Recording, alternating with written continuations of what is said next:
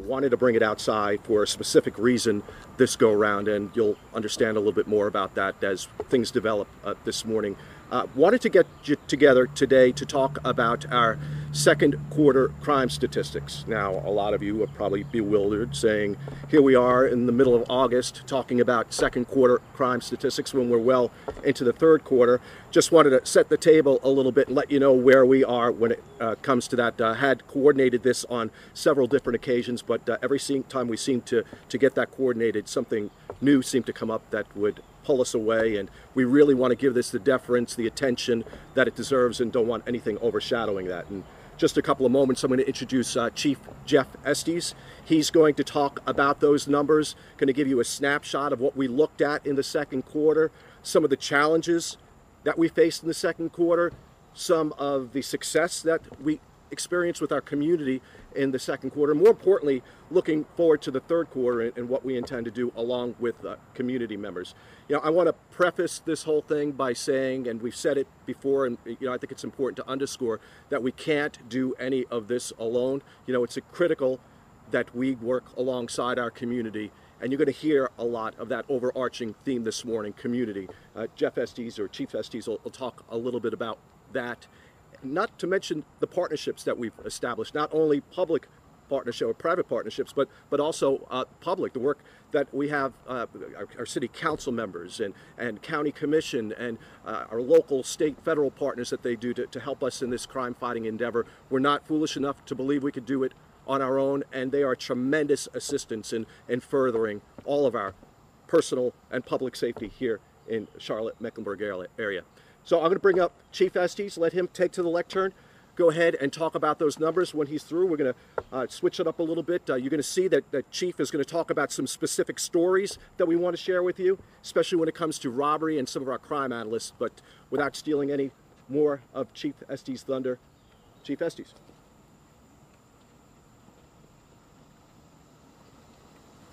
Thanks, Robin. Good morning. As he talked about, we are talking about the second quarter numbers, though we are well into our third.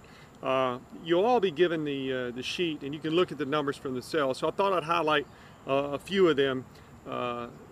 Chiefly the homicide numbers at the time, they were 47 compared to 22. As you know, it's quite a large increase. We're currently at 57.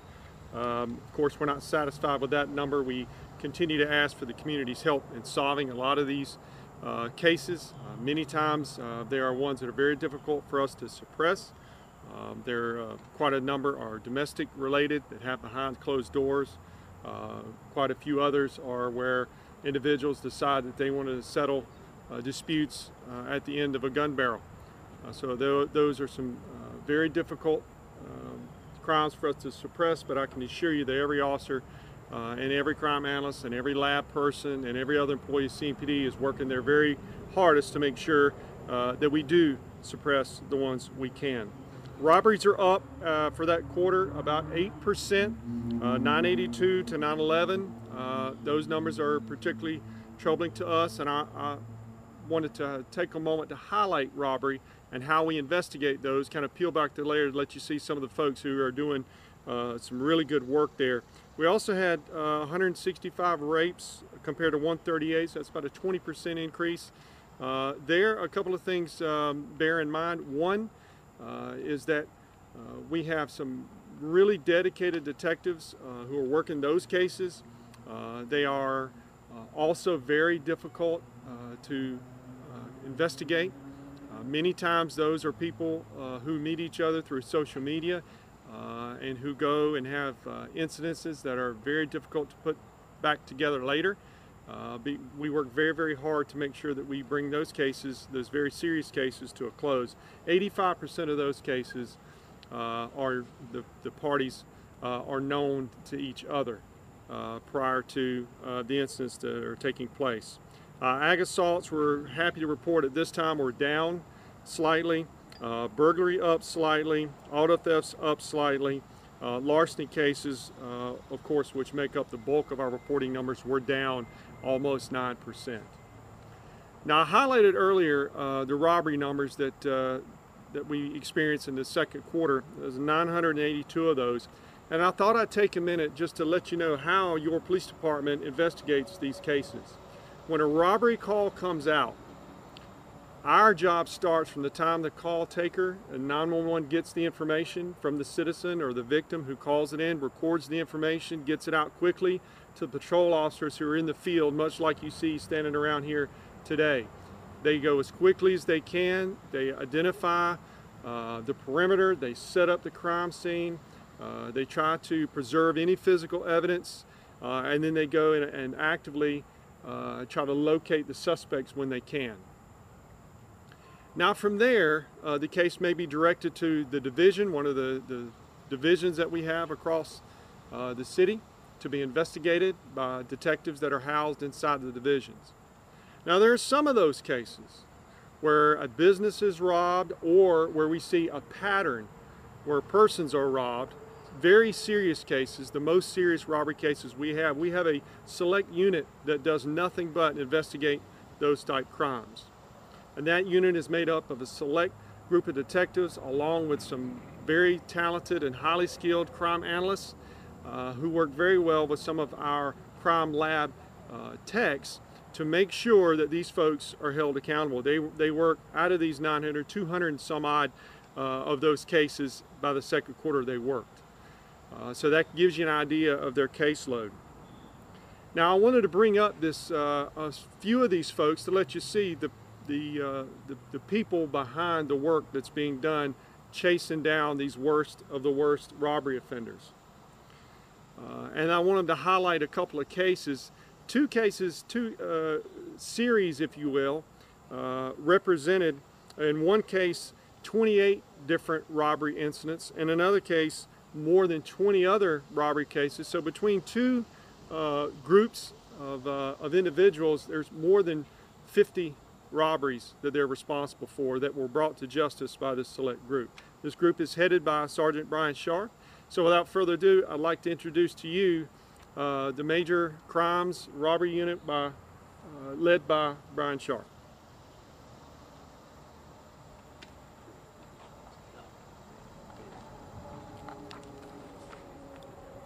Hey, thank you all for being here again today. Again, like the chief said, we handle some of the more complicated serial robbery cases, more of the commercial robbery cases. We do handle persons robbery cases when they turn into a serial robber case, which a serial robber case would be defined as someone who just, or a group of people who go out and rob continuously for more than, say, just, they go on for whatever reason, go out and rob a couple in a night. They go on for weeks, sometimes months, and before they're caught and identified and all that. Two of the big series we worked this year, one of them involved 28 cases, the other one involved 20 cases. Again, that's 25% of just the cases that we've taken this year, and it's a certain percentage of the overall robberies for the year. We've also cleared 45% of our cases, which means if you commit robberies, especially in a serial sense, you're going to get caught. I mean, that's just the way it is. And we identified 48 cases. That doesn't mean that that's all the cases they did. Those are just the ones we identified. These are some of the robbery detectives, our crime analysts. We work very close with crime analysis because they are very good at linking the cases for us. Obviously you have to link the cases. We're not going to put cases on somebody who didn't do something. We have ways of identifying these people, and a lot of times they come in and talk to us about it later on. These guys do great work. They're not just 40-hour employees. They're at home. They're thinking about their cases, thinking about ideas, thinking about things that they saw the day before, and they're coming in and working on it, when they're on duty. So they're really like patrol officers. They're never off duty. We use every resource we can, the lab, everything to bring a lot of these suspects to justice. And most of them that we deal with are repeat offenders. And some of them with a very lengthy history. The two that we talked about here are extremely lengthy histories of robberies. And so, again, we just wanted to bring up a few of our people, let you see who's behind the work, and you know, thank the public for all their help. I mean, they help tremendously with these cases, and certainly we try to get the word out as much as we can. I appreciate everybody being here. Thank you. And you know, just before we do go ahead and open it up to questions to either Sergeant Sharp or Chief Estes, just, you know, never ceases to impress us just how hard our analysts work. I mean, really the unsung heroes that the community probably has very little knowledge of. I mean, the lifting that these people do is just incredible, and I think we'd all agree that in a time when resources are scarce, it's good to know that we could police smarter instead of harder by having people like this on the ground to assist with that. I mean, we just can't talk enough about the tremendous work that they do. With that, shifting gears, we'd like to go ahead, open it up to questions to Chief Estes, to Sergeant Sharp before we shift into a different direction, so let it rip. Detective? I'm not sure if this is a new trend or anything, but when I'm going through police reports, I see this kind of more brutal armed robbery where people are actually kidnapped. I mean, all armed robbery is obviously brutal, but people are kidnapped and robbed, and then we've seen some high-profile carjackings. Can you talk about, is that more recently happening, or is that something you've seen in the past? Or? Well, you know, I don't want to say that it's increased all that much. Certainly, you know, we keep an eye on those things, our unit. Obviously, the more violent ones, certainly we can be called to help out in those cases. I really don't have the numbers to speak, you know, clearly on that, but you know, I think a lot of it is we're just putting the information out quicker. It helps so the public can help us identify people, and it works. It just frankly it works. So can you just give a little more information about the group that you said is responsible for the 28 cases and the other group that's responsible for the 20 cases? How many folks were involved in this group? In one group, it was just one guy, just one suspect. The other group, it was just two people. They just went on a robbing spree, went out and committed a lot of robberies. The one person committed a lot of robberies over a fairly long period of time. You know, he changed a lot of things up, and was very, I'll just tell you, very difficult to identify it at first. But again, you know, it's, you know, we bring all our resources to bear, and you know, the crime analysis, the lab, everything, and it, you know, we got him. What finally cracked that case? DNA. Can you talk a little more about that? He left DNA at a scene, and our lab was able to identify him through that DNA. I mean, that's really the essence of it. Were these a lot of individual robberies, business robberies? They were all business robberies in this particular one, yes. Again, we've worked a couple what we would call persons cases this year that amount to quite a few cases also. But, you know, Sorry. No, go ahead. Are there any open investigations right now that you believe are by serial robbers, similar to what you're talking about with the arrest? Well, we do have a couple open, yes. That, you know, I wouldn't be able to speak on right now, but we do have a couple open, yes. Chief? I have two questions. The first, in general, to the public. You know, people see the raw numbers, etc. What would you say to the public so far this year in terms of what the crime stats are showing? What would you interpret to that? Yeah, here's my interpretation. We made some progress. However, we've seen some increases in areas that are concerning to us. So we made some progress in aggravated assaults, which we really talked about a lot last year. However, in particular, gun violence as relates to robberies, gun violence, gunshot cases, and in particular homicide. So some of the more violent offenses we've seen increases in, and that's why we wanted to highlight some of the outstanding work that's getting done. You know, a 45% clearance rate for some of these cases in our world is a big deal. And Chief, can you talk about the 57 homicides so far this year probably will outpace last year's numbers. Can you talk about the workload the homicide unit is facing, the toll, the being called back, etc.? Can you talk a little about that? Yeah, not just homicide. As you saw today, when you have an increase, any kind of increase in cases, that requires every single one of these cases is investigated thoroughly from beginning to end. That's one thing that the citizens can know. No matter what it takes for us how many hours it is, how much lab time, what kind of leverage we have to bear. We'll do that to make sure we investigate every single incident fully. For us, when you get any increase in crimes, particularly like homicide, that does require us and officers to work extra hours and detectives to put in extra hours, and of course, that costs money in funds for overtime. The chief, is adamant that we investigate these cases, and we do so quickly and thoroughly and to the best of our ability. And of course, that does, increased workload just means it's going to be, additional hours. Oh, absolutely. Yeah, if you're in our business for any period of time, a couple of things that I think people need to know. Number one, every extra hour that they're here at work trying to do this noble job that we do is time away from their family. That's first. Second, the type of things that we see, the worst that humanity has to offer, we see on a regular basis. That also takes a toll. And then lastly, in today's environment, answering more calls, we're trying to get good people to come on the police department. We've got folks retiring, so we have this this constant kind of turnover to make sure that we get good people wearing the uniform to do things the right way and the right reasons. All of those things take a toll. So absolutely yes. But let me say this: in my 25 years here, I haven't been more prouder of an organization, of their people, of their work, and the professionalism with which they go out and do their day-to-day business than I am right now today. What's the clearance rate right now on the 57 homicides? We're in the 60 some odd percent range. I think 65, 67, I think, 65%. A little lower than we'd like. We shoot for 100 there. All right.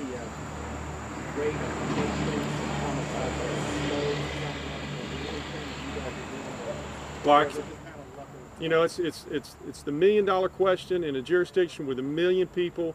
Interactions taking place all the time. There's lots of ebbs and flows and cycles in violent crime. I wish I had a good answer for you, Glenn, but I don't on ebbs and flows of that. Since we're already halfway through Q3, can you speak to whether it looks like we'll be seeing another increase in a lot of categories when the third quarter ends? Yeah, I think it'd be premature for me to speak now, because remember, sometimes it takes a little bit of time for our numbers to catch up with what takes place. Crimes get reported, late. We have to categorize properly what actually took place in what crime category. So I think it'd be a little premature for me to talk about what may happen. And we're going to make Chief Estes available if anybody's interested in one-on-ones afterwards, just in the interest of moving things along. I know I see some of you shifting a little bit, and it's getting a little warm out here. So again, he'll be available for any one-on-ones that anyone's interested in going ahead and participating in. Just the interest of keeping things moving, we talked a couple of weeks ago about our Crime Stoppers program and how we are going to take these opportunities on Wednesdays to highlight, feature a case, a person that we're looking for. And traditionally what you would see is Roddy Toriano. He'd be out here, Detective Roddy, doing his thing, and unfortunately he was called off to some other activity this morning, so I'm going to go ahead and do my best to act in his stead here. I want to rewind back to July 1st. We had an individual man who was standing at a bus stop, right? Meets someone at a bus stop, befriends this guy at a bus stop, winds up out of the goodness of his heart taking this guy home with him over onto Dundee Street. Bus stops over on West Trade Street. Cooks dinner for him. Invites him to spend the night, sees that the man's down on his luck to a certain extent.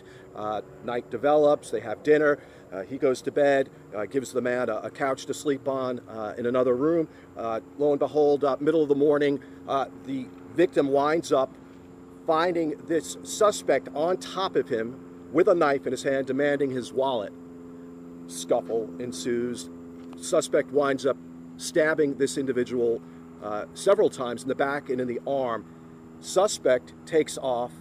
Thankfully, the victim's going to be okay. He's going to pull through just fine. Oh, and by the way, this is also a disabled 57-year-old member of our community when we're talking about the victim here, so it gets even more egregious as this thing develops. Guy takes off. A couple of days later, he's trying to use the victim's card, his bank card, at an ATM over on West Trade. In a little while, we're going to put a press release out with some pretty decent photos of really good resolution of this suspect at that ATM. We're asking anyone and everyone in the community, if they have anyone Anyone has information to go ahead and pass that along to us. We'd love nothing more than to get our hands on this individual before he hurts somebody else or worse. You know, we talk about the Crime Stoppers program, 1,765 tips so far this year. That's year to date. We're only in August, guys, right? 147 arrests to date. Armed robbery suspects, 5 homicide suspects have been picked up directly from our Crime Stoppers program. They've paid out or been approved to pay out $38,000 in cash to community members who are community minded enough to go ahead and stand up and speak up and help us make our community a safer one. So be looking out for that press release. It'll be coming to your desks in just a little bit to illustrate that that image that we have. And again, the resolution is tremendous. We'd be hard pressed to think someone out there in the community doesn't know who this person is. So apologize for Detective Roddy not being able to make it today, but we had to go ahead and continue that endeavor that we started a couple of weeks ago. Now for the good stuff, right? You heard about the crime, you heard about the statistics. Let's hear a little bit about the people. And I don't think it's any big secret. We've got a lot of people here from the community today. I want to go ahead and talk a little bit about Mr. and Mrs. Waltz Robin and Anthony Woods. A lot of you who live in or work in the Metro or Westover Division would know that these are people who just committed their lives, the last 21 years of their lives, trying to serve specifically at-risk youth in the Westover Division, trying to enrich their lives through music and dance.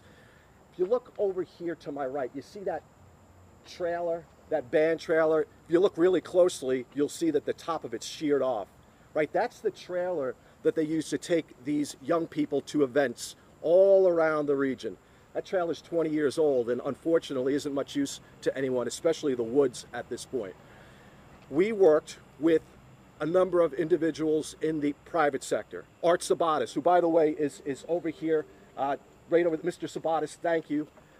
Thank Jim Keffer, the Burnett and Nobles Fund, cobbled together enough money to assist this family, the Woods family, in purchasing a new trailer that will enable them to go ahead and continue to help the young people in the Westover Division. Right over here to my left. Just tremendous work. Look, these people are committed, absolutely. They're committed to our community. I think it would be more than appropriate to bring Mr. and Mrs. Woods up here right now. They've also have a number of young people that they've helped through the years, just to tell a little bit of the story. I know it's getting warm, but it's a story that you guys just have to hear.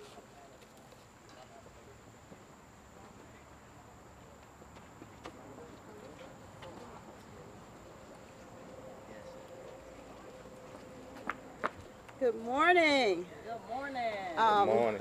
Just want to say thank you to CMPD. We have so many supporters here in the Charlotte community. Officer Zorb, I mean, we've talked on the phone so many times. Did not know it would happen this soon, but to God be the glory. As he said, we had an accident after a performance about last year at South Park with our other trailer, and we would raise the funds, say we'll get a new trailer, and then a performance or a trip would come up for the kids. So what we would do, we would choose to go on the trip. We didn't buy the trailer. So thank God that we have it now. Again, we are so grateful to serve the community. We've helped many. John, please come up here. We started out down the street in the Parker Heights community, like you said, in 1996, about 21 years ago. And it has just been such a blessing to serve the community. We've worked with Barnett and Nobles. We have the support of all the community leaders here. Here in Charlotte, have so many supporters of the different organizations. Mr. Tanya Adams over in the Westover Division, she has been a big supporter. Ms. Blanche Penn, Park and Recreation. Right now we're practicing at Park and Recreation Center, West Charlotte Recreation Center. We've kind of used most of the centers. We were once at Revolution as well as Wallace Pruitt, and now we are at West Charlotte Recreation Center, actually where we kind of started out at. I'm going to let Mr. Woods say a few words regarding the organization. First of all, I'd like to give the greatest honor to honors due. it's just a blessing to be standing here. I've been working so hard. It's all right. All right, cousins. So hard in this community to keep the youth motivated and active.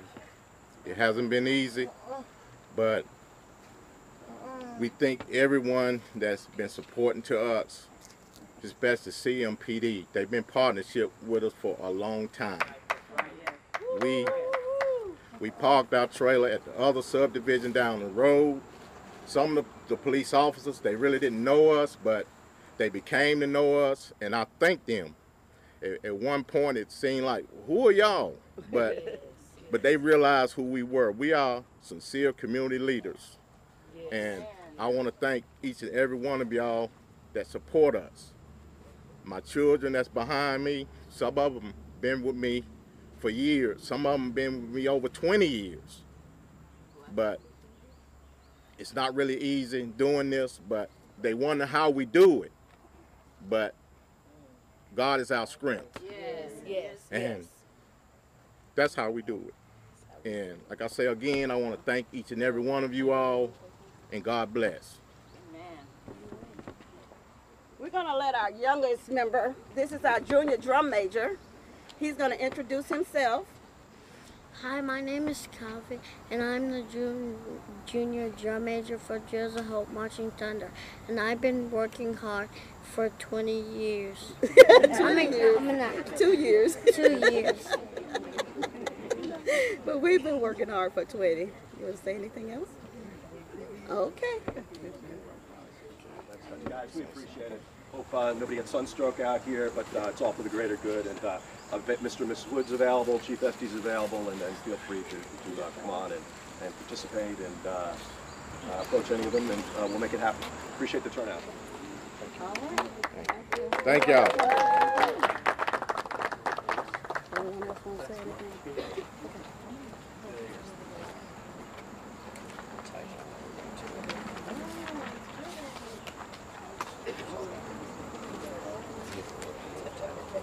Yay, the title to our new trailer!